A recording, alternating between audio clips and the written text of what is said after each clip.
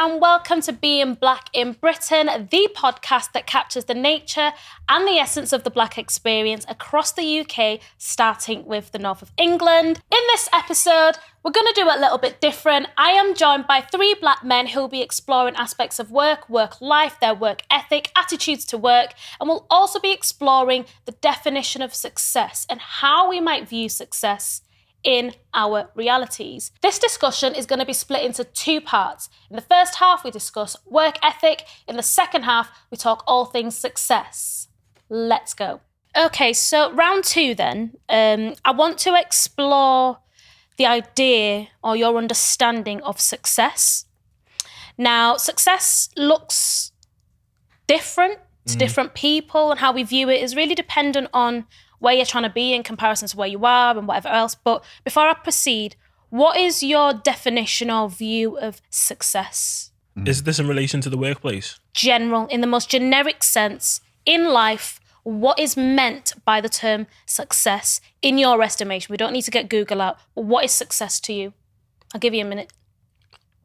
John, you look like you're ready to answer the question. Go on. Oh, okay. Go on, John. So success to me, being a man of faith, actually comes from that perspective. So have I fulfilled my purpose? Okay. And I believe my purpose is defined by God. Okay. So I'm not too focused upon worldly success in terms of how much money do I have. Okay. Although that will come into the play because I have to provide for a family. Yeah. So if I want to have a wife, for example, I want to have kids, I've been told in scripture, you need to be able to provide. Yeah. Otherwise you're worse than Yeah. I won't go far. So in that case, then my success is defined by, am I fulfilling God's purpose for my life? Okay. Do you get what I mean? So that, in a broad way, that's what I'll define my success is based upon. Okay. Before we unpack that to you, what is success generically? Like, I agree with everything he said. I'm trying to articulate it in my head before I say it. Give you a But minute. it's basically like, Go on. so obviously everyone has different worldviews, right? Yeah. So in light of whatever worldview you have, whatever the purpose of that worldview is, if you then fulfill it, then basically you are successful. Do you know what I mean? So if, as people of faith, your aim is to get to heaven via the means of, Jesus Christ, our Lord and Savior, and you do that, then that is success. Do you know what I mean?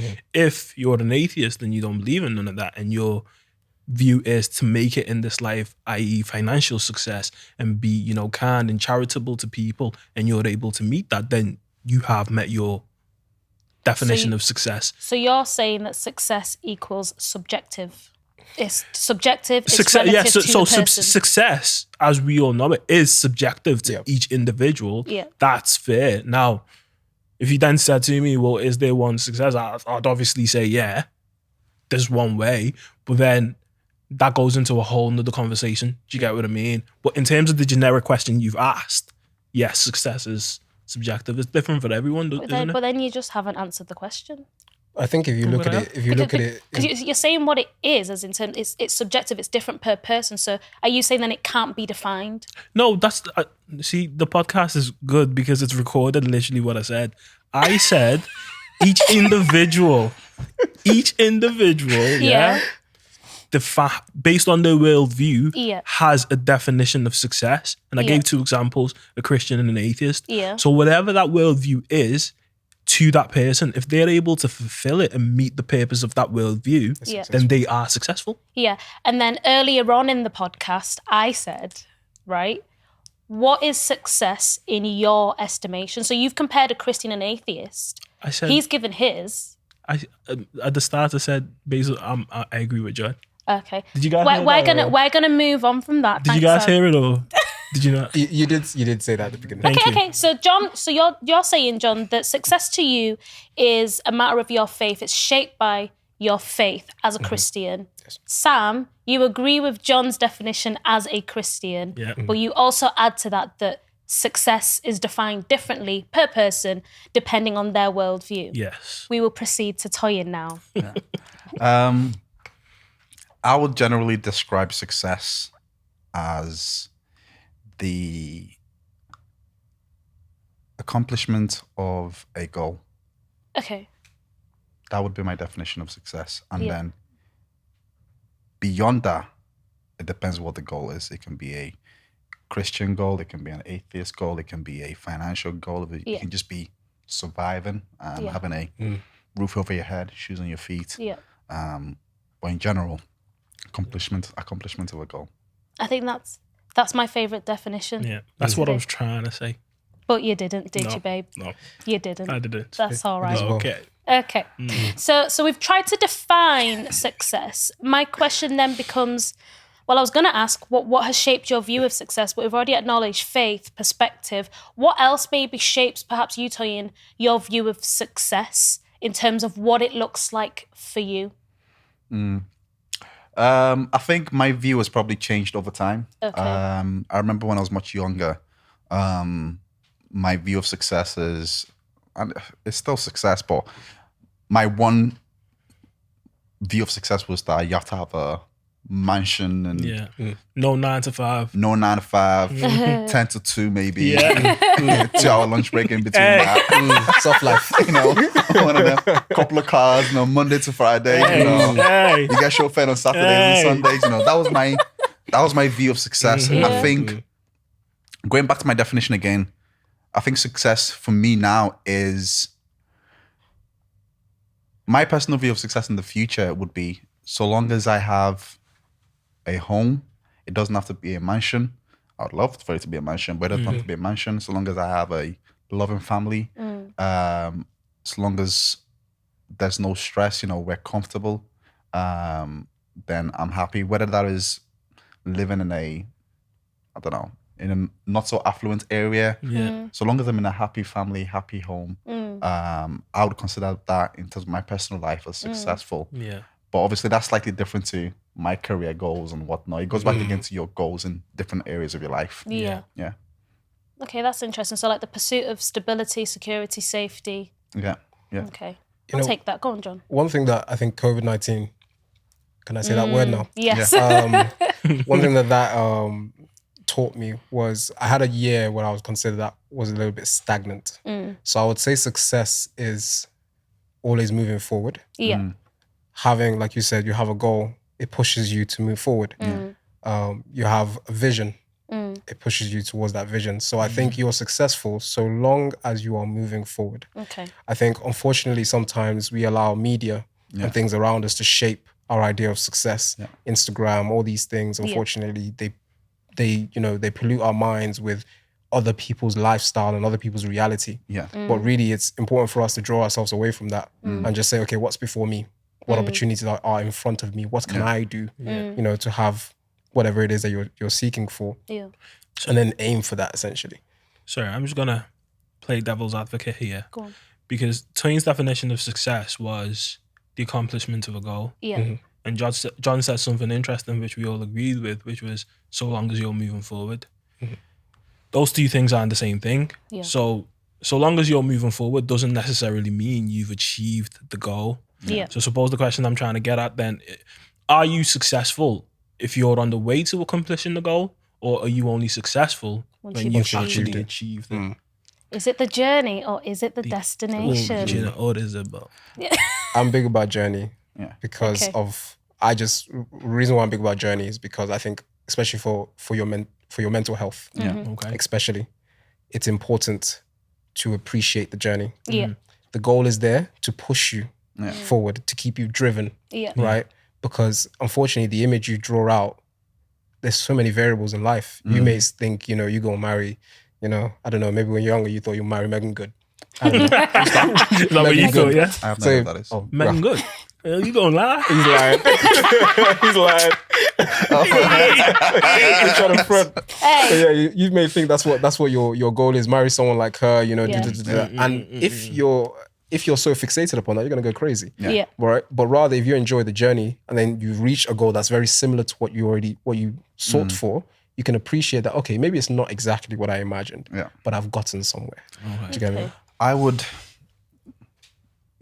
respond to your question in that the journey matters and is as important as the end destination as well. And I think your statement is about, so long as you're moving forward, is also important. If I go to a business mindset, you will have a goal for, let's say, the end of the year. But there's a journey to get to that end of the year. Yeah. There are small wins and small successes that you get that pushes you on, that helps you move forward step by step until you reach that ultimate goal. And I think it's like that in life as well. The goal, the long-term goal might be, let's say, for example, to retire at 50 with a happy life with a wife and whatnot. Doesn't mean that you don't stop and acknowledge the successes that you're having towards achieving that long-term goals. You break that main goal down into sub goals that will help you to reach that goal. You know, if you want to be the biggest YouTuber in the world, you're not thinking, okay, until I achieve 30 million followers, I'm not successful. You will say, okay, I want to achieve 30 million followers, but I need to achieve 1,000 followers first. You've got milestones that you take off. And I think it's important to recognize those successes to reach that ultimate goal. But then, so then are we then saying success is basically, what's the word I'm looking for? It's not an absolute term, because in my head, I'm again playing a bit of devil's advocate here. If we said, like, take football for example. When you play football, there's only one winner or you draw. So if you take a competition like the World Cup, it's only one team that wins. The other, 63 teams, whatever, they all lost. They weren't successful. But then on account of Toyin's explanation, there's some success in that they actually qualified to get into the competition or they made it, to the quarterfinals, to the semifinals. There is some degree of success. Which I'm not disagreeing with, but what I'm saying then is based on the initial one of what Toyin did say. Success is the achievement of a goal. When every team enters the World Cup, their aim is to win the World Cup. Is not to make it to the quarterfinals. For some teams it might be, but it's to win. So for all the ones that don't win, they haven't been successful. Exactly. But then at the same time, we are saying they're successful. So I'm saying, are we then saying it's sort of, does it depend on the part of life? I don't know. That example that you gave is clear cut in terms of, the aim of all football teams going in there is to win the World Cup. No one's going there thinking you want to come second place or third place. Maybe if you're Arsenal, you want to come fourth place in general. Let's put some respect. To qualify for the tournament, that's an initial success.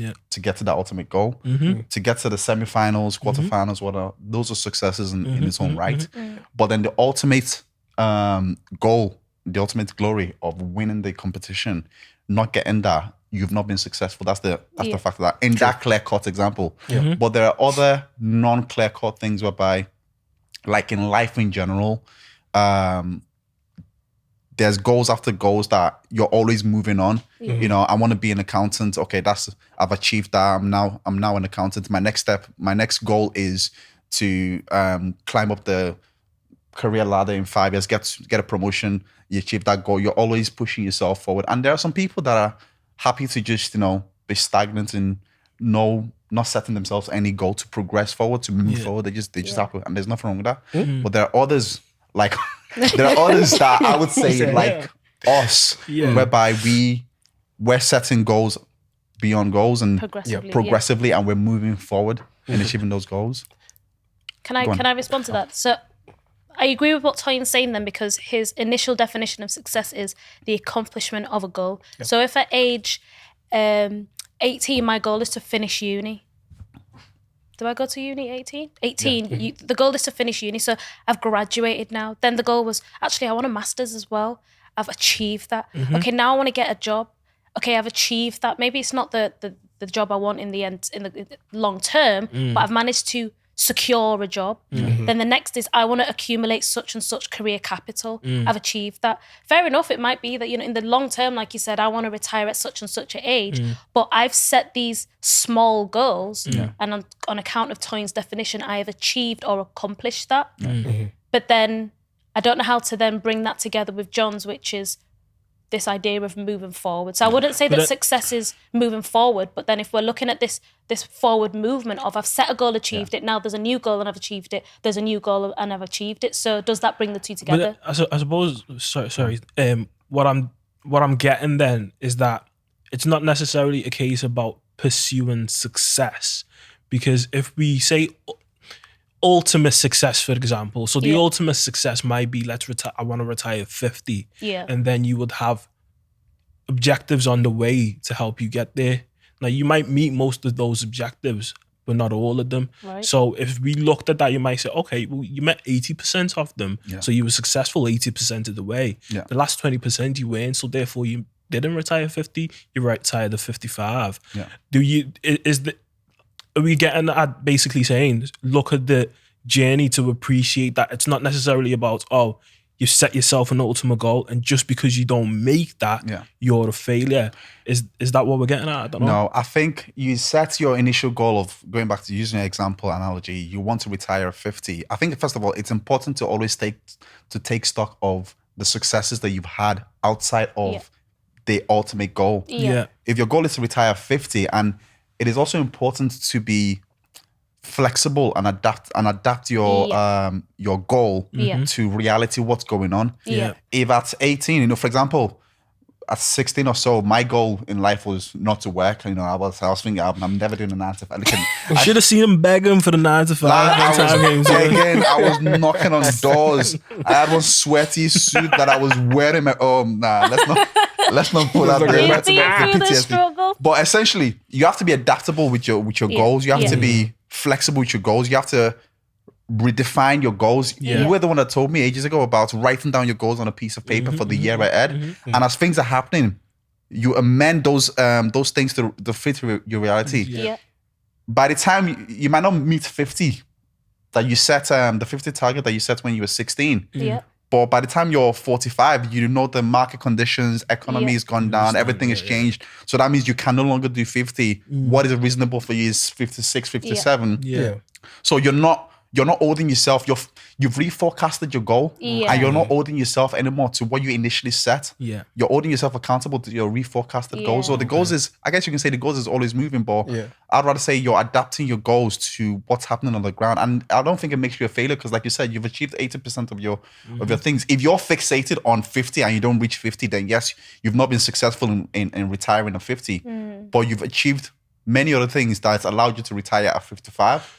So you failed in that one instance, but you're not a failure overall. In totality, which I was going to say, to That's summarize, I what think was, that we're right in saying that you're right in saying that success is achieving a goal. Right. What I was trying to say is essentially, if you don't achieve that specific goal, don't destroy yourself because of that. Reset. Evaluate, see the things in which you were successful in, for example, the little things. And allow that to then lead you forward. Because I think my side of coming to it was just to make sure that people have a healthy way of looking at what makes me successful. Because I've seen unhealthy examples where people are so fixated upon a specific goal and they're unable to achieve it. And they now assume in totality, I am a failure. And that's not what we want to do. Exactly. Do you get what I mean? So yes, you are unsuccessful in that goal, but let's move forward. On to the next one. I agree with that. Now, to wrap up, I want to explore a concept of success, which is this idea of, or this pursuit of a soft life. Now, I haven't Urban Dictionaried it, but looking at how this term is used on the internet and how it's kind of romanticized, this idea of I want to live a nice life, a luxurious life, a life free of hard work, labor, blood, sweat, and tears. What is your view of this soft life? Now, personally, I want to live a soft life, babe. I want to live a soft life, right? I want to enjoy the luxuries of this life, right? But my question is, what's your view on it? Is there at any point where it becomes a problematic pursuit? It's not a problematic pursuit. It's problematic when you misunderstand how to achieve it. Okay. And I think that's where, when we sort of look at the younger generation behind us, we see a lot of the problems. So our generation, again, I see us as, being the last of understanding the balance between hard work and sort of prioritizing our mental health, basically. Because I think, going back to the whole definition of success, for me, it's like in the workplace, I see success in two ways. So financial success, monetary success, and also what's it called? Is it inner satisfaction? So just being in the the soft life, basically, just being able to enjoy what you do. The misconception that a lot of people have these days is that you can just have the soft life. So you can have the money, you can have the house, the car. you can have all the things that you have to work hard for without working hard. And that's where people have just got it twisted. Because unless you just go and wake up one day and go mildly marry, you know, maybe a prince or something. A little shake. Hey, a little something. And you know, for men, it's not as easy for us to go catch a sugar mama. So It's not. That's not. Sounds like he tried, Toyin. Sounds like he tried. Sounds like you're still trying. We Googled it. No, I'm joking. So, because it's not so easy, people then don't want to work hard. And it's like, but you've got to work hard to achieve what you want to achieve. And that's where the whole good work ethic and everything comes into play. Because if you're excellent at what you do and you know that this is what I'm aiming for, it gives you that motivation and fuel, doesn't it? Do you know what I mean? So you want to put your best foot forward, and you want to... And sorry, last thing, and I'll shut up. I think this whole concept as well of the soft life, meaning that you basically don't work, you just get up and do whatever you want. It's a bad misconception. Like, you will be bored, you will not enjoy your life. There is no satisfaction. We get satisfaction from bringing value, work. Do you know what I mean? Now, that doesn't necessarily mean working 9 to 5 all the rest of your life and feeling like you're working for the man. It could be for some people, but you've got to bring value, and people have got to pay you for that value. If people aren't paying you for the value, or no one really cares about it, it might be valuable to you, but objectively, it's not valuable. Sorry. Bars. John? I think Sam said a lot of what I would say. I think what people need to be careful about is when you see success, don't assume that success came in a twinkling of an eye. Exactly. So, I think, and unfortunately, again, I'll come to social media because I think people just need to be very careful about this. That's where they're getting that from. You see a YouTuber go from 2,000 to 1 million in the space of 2 months. You think, oh, this guy's just lucky. That's what I want. You don't realize the graft that person's put in. You don't realize the sacrifices that person's put in. And that person's not going to talk about those things because that's behind them. They've moved on. I think there was a book that stated, it takes 7 years to create a successful man. Meaning 7 years of grafting. You may not have seen it. 7 years of considering ideas, talking to people, building connections. And then that person's in the position they're in. So the generation today, just, soft life to me, can you really enjoy life without looking back and thinking, I deserve this? I worked there's a proverb that talks about enjoy the fruits of your labor. What if there's no labor? What's to enjoy? You just eat and get fat. Honestly, you eat and you'll be unhealthy. And you will eat quickly as well, and it would deplete like you that. You don't appreciate it. You hear the stories of people that win the lottery and stuff, and overnight they're back in their job, not to name any examples of jobs, but they're back doing what they're doing. You get me? Stop it right now. Well, Or even like sort of first gen, second gen, children that have inherited wealth and they've just splashed and it's gone and it hasn't lasted the next generation because they never earned it, they never worked for it, so they have no concept of work ethic and how to manage it. So, and people don't want to work hard. That's what the soft life, when people hear the word soft life, they assume it's just, you just get up and you just become an overnight sensation. Viral. So, going back to the whole TikTok thing, like, look at the amount of people that just want to be successful on social media just overnight. They think they can just wake up, make a video, and that's it. And it's like, but if you look at, people like KSI and all these major YouTube, if you look at their work ethic, you'll be surprised that they're not living what we call a soft life. They're working harder than most people. Some of them are miserable because of even how hard they work. So you see smiles on screen and you think, they're living the soft life. And I think one thing that people also should be very careful about is this idea that the soft life is all about financial success. If you don't have stability in relationships with people around you, you don't have a soft life. If you don't have people that you don't have a community that you're building. Again, you graft for a community. Sometimes people think, oh, you're so lucky. You've got friends. You've got this community around you. There's a graft there.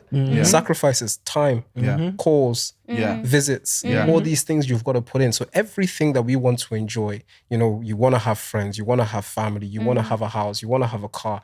we work for these things in different Nothing ways, that's free. and we should enjoy that work to a certain degree as well. Like honestly, we've all had summer holidays as kids. You're in 2 weeks, you're just there like, oh, what am I gonna do? Yeah. What's next? Yeah. And you say, Do you want to go back to school? Yeah, you're ready. Yeah. Exactly. You're ready. I find myself reading sometimes. Hey, reading is good. Reading Reading is very good. Yeah. I'm someone that likes to listen to the words rather than have to dry my eyes. You know, but end of the Dry day your is eyes. you enjoy the process, you Yeah. know, and you enjoy the fruit more if you work hard for it. Yeah. 100%. No, I take that. So then my question then becomes, we're wrapping up now. How do you advise a younger Black youth, child, young adult that is preparing or trying to step into the employment space, and they do have that attitude that to them success is, I want to live a soft life? Like how do you advise them at this point in time on account of your own personal experience of stepping into the world of work, engaging with it and progressing? What do you say to them? Here's your example. When you say soft life, I'll legit say to the person, have you got an example of whose life you want to live, for example? They're just like an older person, per se. Then I'll now detail to them, well, have a look at their LinkedIn page. Yeah. Have a look at their business and how it's got to where it is. Yeah. If you want to have that soft life, follow what he did. Yeah. Follow that path. Follow the I path. think just revealing that reality, that's the main thing that I would say Reality. to a young Black person. I'll have that. I think for me, it's going to be a bit long-winded here. Try and keep it concise if you could, please, babe. I'll try, but you know me. Yeah. So number one for me is, sorry, what was the question again? It's how would you advise a young Black person trying to step into the world of work who desires to pursue the soft life, but they're only at this end of their career? Okay, so I would ask them, number one, to ensure that they don't have a misconception of what the soft life is. Right. Number two, I would ask them to, you're trying to pursue the soft life, how'd you get there? Enjoy the process. So everything that we talked about before, make sure you enjoy the process. Don't just think, oh, I want to get there. So you forget about the process and you just don't enjoy it. I would ask them to not compare themselves to anyone else. So don't compare yourselves, especially on social media, to the people around you. Because social media presents a false impression. And we've all seen it where we've been in the same room with our own boys, we're all chilling. Someone throws a video on Instagram, you look at the video and you're like, bro, that was not how we would, like, it wasn't, it did not look that lit. Do you get what I mean? Yeah. So I'd be like, ensure that you're not doing that. And then for me, it's make sure you're good at what you do. So when you step into the workplace, go for work capital. Your first few years of work should be all about learning and gaining opportunities, because later on in work, you'll be able to cash that in for financial gain and inner satisfaction. This whole thing about passion and, you know, enjoying what you do. A lot of people enjoy what they do because they are good at what they do. If you're not good at something, you're not going to enjoy it, because we don't like failure as human beings. It's only when we fully enjoy it. So, you know, make sure you step into the work, learn about your craft, work hard, work smart. And then when you're ready, and I mean this, go cash it in. Don't just work hard for all your life and then retire. No. After 7 years, go hand it in for cash, bro. Exactly. Don't stay in the same workplace for too long. Make sure you get to a certain point and you start dipping, because that's how you're gonna, when you start going from different workplaces to different workplaces, that's when you see, well, first of all, you get more money for it because you're jumping. But also, you get to see that maybe what you've been learning is not necessarily the best. You get to rub shoulders with others and you grow that way. So I'll shut up there, T. No, that was Thank brilliant. you. I like that. Both of you have made excellent points. For me, my advice would be, firstly, that nothing worth having is free. I'll go back to the example of who they're looking at, whose soft life they're looking at, and they want that soft life. And similar to you, about go and speak to them, see what they've actually done to get to that point. Because, like you said, people see the cars that people are driving, the house that they're buying, but they don't see the late nights of hard work, the graft, the last minute bills, the stress that they've had to go through. Because people obviously naturally tend to just show the end result. No one ever shows them grafting, crying, and whatnot. So I'll tell them to have a look at that. Work-wise, I would say, like you said, Sam, learn. You're still in your early years. Learn, work hard, take up opportunities, build up your work capital, build relationships with people in work, because relationships are very, very important in work. Network with people outside of your work. Make sure you have people around you that aren't pulling you down, or that thing of comparing yourself to others of, oh, this person is driving an XY car. I need to be with this type of, I need to be doing exactly what they're doing. Because what you don't know is that every single penny that person gets is to pay for that XY car. So don't compare yourself to others. Network, listen to people, build up your own skills and your own abilities, and when the time is right, cash it in. Cash it in. Cash it in. Hey, cash it in. Lovely. Thank you so much, gents. That was a really good conversation. Hope you enjoy it. Thank you very much for having us. Thanks for having me. Peace out. Thank you for listening to this week's episode. To make sure you don't miss the next one or the one after that, ensure to follow us on all podcast platforms and subscribe to our YouTube channel. Thank you.